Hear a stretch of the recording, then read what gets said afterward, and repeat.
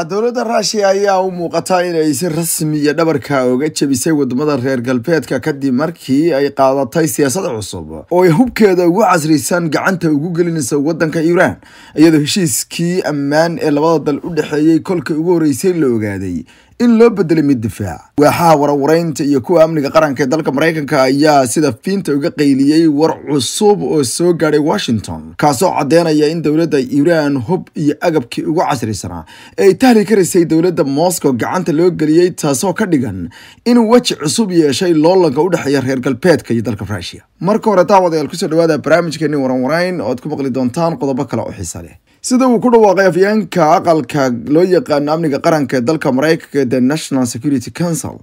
John Kirby warwareynta hay'adaha Mareykanka u qaabilsan ayaa soo cadeeyay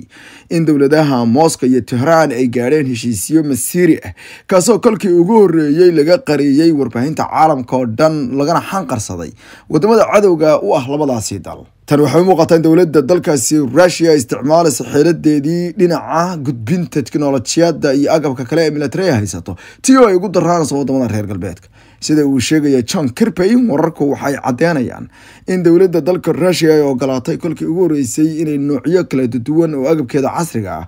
oo uu ku jiro diyaaradaheeda loo yaqaan Su-35 iyo kuwa kale ay ka mid yihiin kuwa qmaatiga u kaca hubkeeda casriga ah ee difaaca ee gantaalaha S400 qalab kale oo istiraatiiji ah iyo kuwa kale oo dhammaantood ay dowladda dalkaasi Iran u tahli weyday maadaama cunaqabataynta tiknoolajiyada Mareykanka ku dhoojiyay ay saarneed loo gudbi doono taasoo si cad u ah in loo cogay wadamada reer galbeedka dagaal cad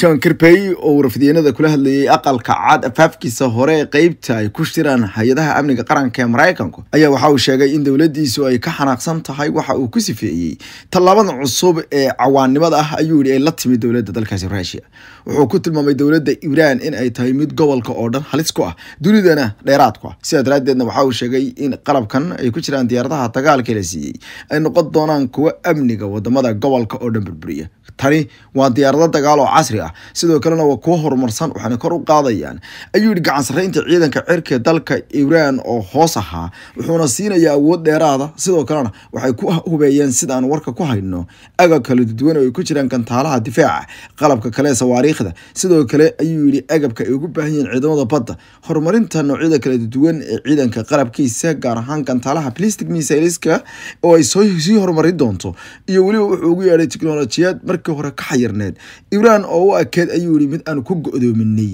halkeeda waxa uu sheegay in dowladda dalka Mareykanku ay ka dhidhisan tahay isla markaana u aragto arintan inay tahay in laga booday darbi hore u xidhnaa Mareykanku wuxuu sii wadi doonaa inuu isticmaalo agab kasta oo ku kharbadayo isla markaana ka hor istaagayo gudbinta qalabkan ayaa lagu yiri warmutiyeedka uu soo saaray Mr. Kirby Mareykanku wuxuu sii wadi doonaa isla markaana isticmaali doonaa agab kasta oo ku kharbadayo isla markaana uu ka hor istaagayo gudbintan agabkan iyo qalabkan waxaana soo rogi doonaa cunaqabatayno iyo talaabooyin adag oo dhaqdhaqaaqyadan iyo cawaaqib xumo ku noqon doona xukuumadda Moscow ayuu xogyaha arrimaha dibadda dalka Mareykanka Anthony Blinken oo isaguna war degdeg ah soo saaray arintan hadarta ay shaaciyeen sirdoonka dalka Mareykanka isla markaana madaxda waaweyn ay ka hadleen ayaa waxa ay sheegeen inay tani la aaminsan yahay sidoo kale dowladda dalka Iran ay wax kaga bedelatay dalkaasi Russia ruushka hadarta Iran wuxuu uga baahan yahay laba shay oo waaweyn ayuu yiri mid ka mid ah xubnaha waaweyn ee dhinaca siyaasadda sirdoonka dalka Mareykanka gacanta ku haya oo magaciisa isaguna gorsi horeysi diiday hase yeeshee John Kirby ayaa ku dhiiraday inuu sheego labada agab waxay yihiin wuxuu yiri sidaan cad dowladda dalkaasi Iran waxa ay ka iibin doontaa Russia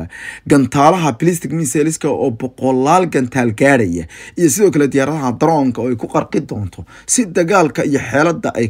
ku isticmaalayso waddanka Ukraine ay u jilba joojiso ayuu yiri dagaalamayaasha iyo wax iska caabiyaasha Ukrainianka tii ay sii dheertahay wuxuu ku sifeeyay in ay labada dal hadeerto ay ka gudbeen marxaladda inay ka wada hadlaan ammaan laakiinse ay gaareen ayaa la yiri difaac. Dowladda dalka Russia mar walba waxaa wadnaha farta lagaga hayay inay fasahaadi doonto dunida, taasna waxay ahayd inay isticmaali doonto agabkeeda dhinaca tiknoolajiyadda. Ilaa hadda lama sheegin in ay dowladda dalkaasi ay sameyn doonto wax loogu yeeray gudbinta tiknoolajiyadda nuclear-ka, laakiin taasna waxaa la aaminsan inay waqti yar oo kooban ka harsan tahay ayna sameyn doonto in wadamada reer galbeedka ku kacsan oo dhan loo qaybiyo hubka nuclear-ka, maadaama wadamada reer galbeedku iyaguna ay sii wadaan inay subtida u qabtaan dhaqaalaha dalka Russia, ruushka, la dagaalanka siyaasadda Russia, qabashada iyo cadaadinta muwaadiniinta ruushka ee maaliyadda ku haysta wadamada reer galbeedka, iyo waliba inay sameeyaan wax kasta oo xun oo ka dhana dalka Russia. Dhanka kale xoghayaha arrimaha dibadda dalka Britain James Cleverly ayaa isaguna waxa uu markii ugu horeysay war degdeg ka soo saaray xogtan cusub, isagoo u muuqday in uu yahay dalalka hurdada u diiday warkan dhulgariirka ku noqday ee ka soo duulay Moscow. Waxaana uu sheegay in qalabkan uu noqon doono mid ayuu yiri wadanka si Iran ka taageera qalabka military haday tahay dhinaca farsamada technicalka iyo dhinaca wuxuu yiri horumarinta ee ballaarinta. Cleverly waxa uu yiri dowladda UK waxay sii wadi doontaa inay iyaduna dhankeeda isticmaasho wax kasta awoodeeda dhammaanna ay la xisaabtanto. Wuxuu yiri kuwa waxaan sameynayo wala jeeday wadanka Russia. dhankeeda dowladda dalka Russia ayaa sheegtay in wadamadan calaacalka faraha badan intay joojiyaan ay laba mid kala doortaan, in wadan walba wuxuu tahli kara uu qabsado ciduu doonana uu taageero. waayo reer galbeedka waxay sii wadaan oo hub noocyo kala duwan ay ku daabulayaan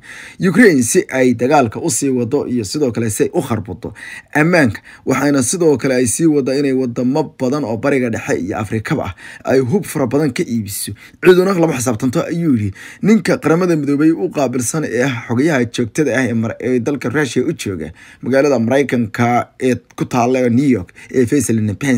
Napensia waxa uu sheegay in aysan gabi ahaanba ahayn wuxuu ugu yeeray casnimo waxa ay sameynayaan wadamada reer galbeedku, laakiin ay dadka kale waxay u arkaan ay tahay inay doqonnimo sameynayaan. taasina wuxuu yiri waa in la doqomaysanayo wadamada inteeda kale. fiirka dalkaasi UK iyaduna u fadhida magaalada New York ee dalka Mareykanka Barbara Woodward ayaa waxa ay sheegtay in ay si weyn rabto inay ula tacaasho hadalka Mr. Ayatin Napensia. iyadoo hadalka Napensia ka jawaabaysa ayay sheegtay waxa anaga Ukraine aanu siinay way caddahay, waxaana weeye waxay nafahooda ku badbaadiyaan isku bambaaniyaan, laakiin maaha kuwa lagu doolaalo tago dal kale iyo dalal kale lagu kharbado dhibaato xooggan loo geysto. waxaan rabaa ayay tiri inaan dhaho oo cadeeyo tani waa hadalka UK betri oo ah ayay tiri in hub laga soo iibsado wadanka Iran waxa ay ku tahay ayay tiri gabi ahaanba xadgudub heshiiska caalamiga ah ee ahaa in gabi ahaanba dalka Iran aan hub laga iibsan. waxayna sheegtay inay sidoo kale in laga helo oo laga gato kantalaha ballistic missileska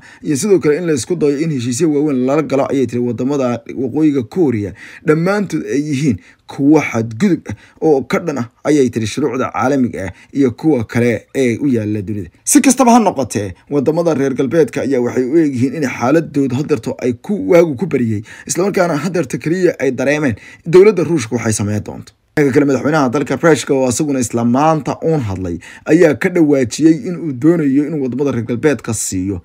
gobo runa. waxa uu yiri kelmadda kaliya runta ay idin sheegay waxa weeye inaad qaban qaaminaysaan inaad awood wadanka iyaga ku muquunisaan, laakiin cid kasta oo isku dayda inay hub nuclear wadanka iyaga ku handado kuwa kale oo keena gantaalo wax gumaada iyo kuwa isku day inay cadawayga soo ruqa qaadaan waxaan u rajeenayaa ayuu yiri inaan u sheego warka ugu dambeeya ama erayga ugu dambeeya ee iga go'an oo ah in aan adduunka ka tirtiri doono taasoo aan isticmaali doono wuxuu ugu yeeray hubkooda nuclear-ka ah oo noqon doono ka wadanka lagu markaas difaaco. 2 maalmood ka hor ayay markii madaxweynaha dalka Russia uu sheegay in isticmaalka hubka nuclear-ka uu san carab ku imaan doonin, laakiin uu ku imaan doono caqli iyo isbambaanin. dhanka kale waxa uu sheegay inuu ka niyad jabay war ama hadal ka soo yeeray hogaamiyihii hore dalka Jarmalka Chancellor Angela Merkel, taasoo uu ku tilmaamay in warkeedii ku saabsan heshiiskii Minsk Agreement loo jiray ee u dhaxeeyay Ukraine iyo Russia ee sanadkii 2014 kadib dhacay, gaar ahaan dhamaadkii 2015 markii ay qabsatay